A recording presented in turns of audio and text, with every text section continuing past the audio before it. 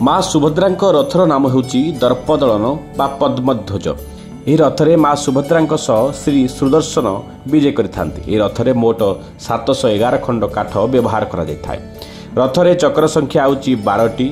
Rather उच्चता होउची 44 foot 6 inch. एथिरे द्वारपाल हेले गंगा और जमुना।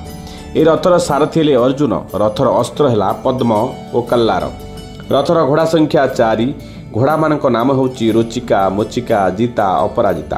घोड़ा मानक रंग होउची नाली। रथर दौड़ी हेले स्वर्णचूड़।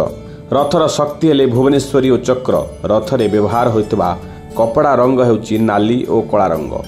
ध्वजमूर्ति जय दुर्गा। पताकार नाम नादंबिका। एही रथरे थिबा पार्श्व देवादेवी हेले विमला, बनदुर्गा, बराही, चामुंडा, भुवनेश्वरी, हरचंडी, जय दुर्गा, सर्वमंगला, उग्रतारा। रथरे थिबा ऋषि हेले भृगु, सुप्रभा, वज्र, श्रृंकी, ध्रुव और उल्लुक।